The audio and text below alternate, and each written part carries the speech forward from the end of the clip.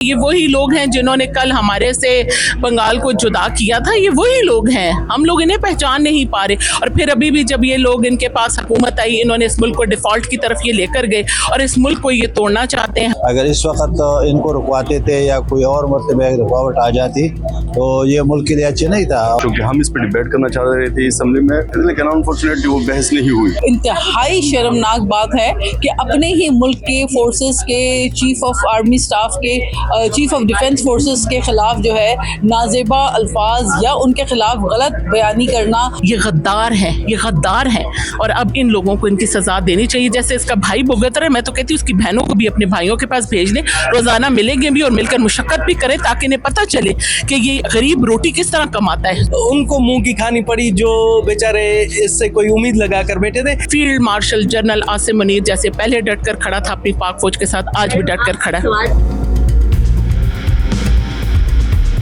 السلام علیکم، news alert کے ساتھ میں ہوں عائشہ ناز.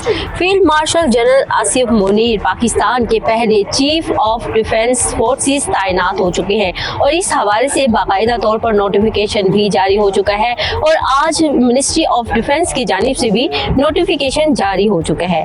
چیف آف ڈیفنس فورسز کا عہدہ اور اس کے بعد ملک کی سیاسی اور دفاعی صورتحال کیا ہوگی، اراکین پارلیمنٹ اس حوالے سے کیا رائے رکھتے ہیں، آئیے ان سے جانتے ہیں. الحمدللہ جی، جو کل نوٹیفیکیشن ہوا میں مبارکباد پیش کرتی ہوں تمام اہلیان پاکستان کو اور خاص طور پر field marshal general Asim Munir صاحب کو. کسی کو اگر شک تھا جو قوم یوتھیاس کو، تو یہ اپنے دل سے یہ خیال نکال دے کہ مزید کوئی پروپیگنڈا اس دھرتی پر ہو پائے گا. جی، نوٹیفیکیشن جاری ہونے کا تو کوئی وہ مسئلہ ہی نہیں تھا، کیونکہ آئین میں ان کو اختیار دیا گیا تھا. پہلے سے ان کا یہ جو ہے نا شیخ آیا ہوا تھا، اس کا پورے پارلیمنٹ نے اس کا ساتھ دیا.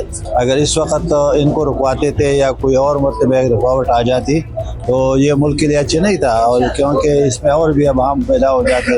دیکھیں، یہ چیف آف ڈیفنس فورسز کا جو نوٹیفیکیشن ہے یہ بہت خوش آئند عمل ہے اور اس بات میں کوئی شک نہیں ہے کہ پاکستان کا جو دفاعی نظام ہے وہ انتہائی مضبوط ہے اور جو منہ توڑ جواب ہم نے بھارت کو دیا اور یہ میسج دیا کہ پاکستان کی سلامتی اور سوورینٹی پہ میلی آنکھ سے دیکھنے والے لوگوں کو اسی طریقے سے ہم جواب دینا جانتے ہیں. کہ 1973 میں اس کا ایک پراپر اسٹرکچر دیا ہوا تھا. کیونکہ ہم اس پہ ڈیبیٹ کرنا چاہ رہے تھے اسمبلی میں، ہونا یہ چاہیے تھا کہ اسمبلی میں اس پہ اگر بحث ہوتی، اس پہ اگر ہم ڈیبیٹ کرتے تو زیادہ بہتر انداز سے ہم یہ ترمیم کروا سکتے تھے، لیکن انفارچونیٹلی وہ بحث نہیں ہوئی. اب تو صرف حکومت ترمیم لائی ہے. خدا کرے کہ پاکستان کے لیے یہ ترمیم اچھی ثابت ہو اور پاکستان محفوظ ہاتھوں میں ہمیشہ ہو. یہ بڑے افسوس کی بات ہے اور انتہائی شرمناک بات ہے کہ اپنے ہی ملک کے فورسز کے چیف آف آرمی اسٹاف کے چیف آف ڈیفنس فورسز کے خلاف جو ہے نازیبا الفاظ یا ان کے خلاف غلط بیانی کرنا یا ان کے اپنی افواج پاکستان کے خلاف لوگوں کو نیگیٹو پروپیگنڈا کرنا، یہ پاکستان دوستی نہیں کہلاتی، یہ پاکستان دشمنی ہے. کوئی شخص پاکستان سے محبت کرنے والا محب وطن پاکستانی پاکستان کے اندر انتشار اور نفرت اور شرانگیزی اور سول وار کی طرف دھکیلنے والی افسردہ اور گھنونی سوچ نہیں رکھ سکتا. یہ بہت ہی قابل مذمت بات ہے. ان لوگوں کی خواہشات پر پانی پھیر گیا، وہ جو چاہتے تھے کہ نوٹیفیکیشن نہ ہو. میں سمجھتا ہوں سب سے بڑا نوٹیفیکیشن کا کارنامہ یہ ہے کہ افواہوں کا بازار ختم ہو گیا ہے اور اب ان کو منہ کی کھانی پڑی جو بیچارے اس سے کوئی امید لگا کر بیٹھے تھے. میں سمجھتا ہوں کہ اس سے پاکستان میں ایک استحکام آئے گا اور جو تسلسل چل رہا ہے وہ جاری رہے گا. جی، وہی مخالفین ہے نا. جب مارکہ حق شروع ہوا، بنیان المرصوص شروع ہوا، تو انہوں نے کہا ان کا تو معاشی حالت اتنی ٹھیک نہیں ہے کہ یہ جا کر کوئی دفاعی جنگ لڑ سکیں گے، ان کے پاس تو پیٹرول کے پیسے نہیں ہیں. یہ وہی لوگ ہیں نا، یہ وہی ہیں جو ملک کے دفاع کے لیے نہیں فائٹ کر سکتے. تو وہ آپ خود سوچیں کہ وہ اپنی پاک فوج کو کیسے سلام پیش کرتے.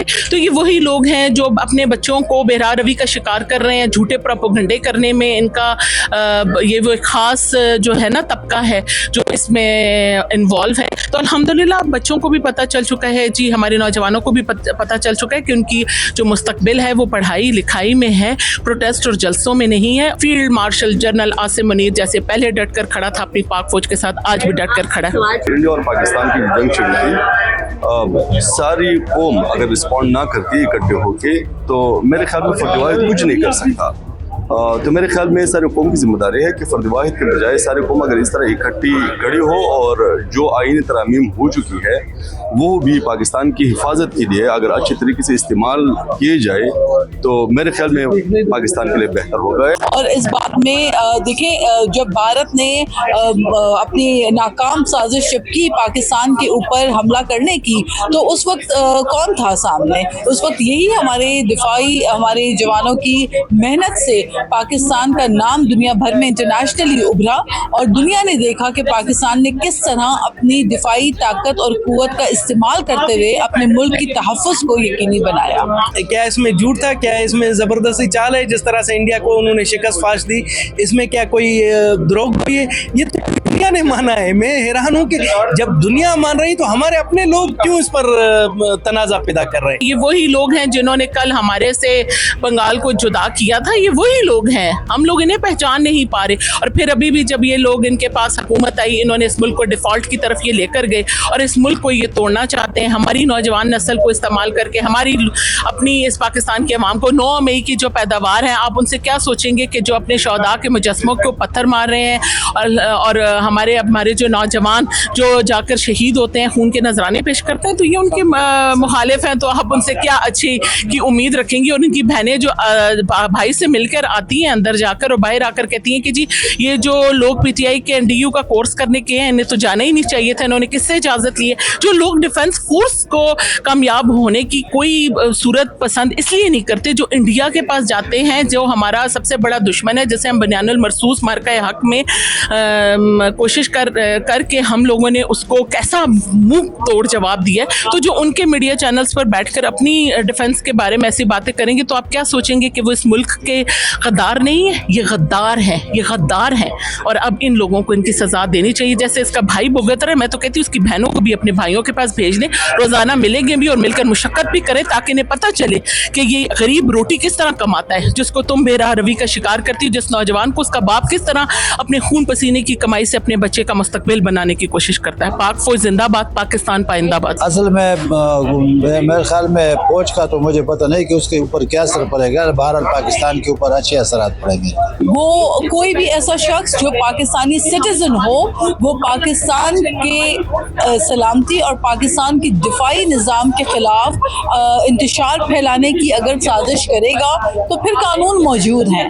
میرا خیال ہے یہ جو نفرت کی سینٹیمنٹس ہیں دیکھنا چاہیے انسان کو. اس سے پہلے ملک کے اندر بڑے آمریت کے دور آئے.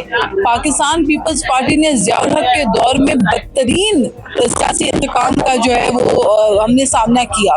ہمارے ورکرز نے کوڑے بھی کھائے.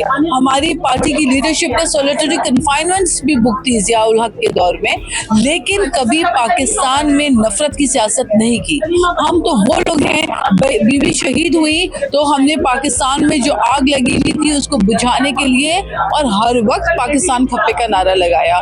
تو میرا خیال ہے کہ سیاسی جماعتوں کو اپنی انا اپنی ذات سے بالاتر ہو کے ملک اور ملک کے عوام کا اور اس ملک کے تحفظ کا سوچنا چاہیے. ہم بھی سیدھے اپوزیشن کو نہیں چاہ رہے تھے, ہم تو چاہ رہے تھے کہ اس پہ بحث ہو کیونکہ ہماری اس پہ تحفظات تھے, لیکن انفارچونیٹلی وہ بحث وہاں پہ نہیں ہو سکی.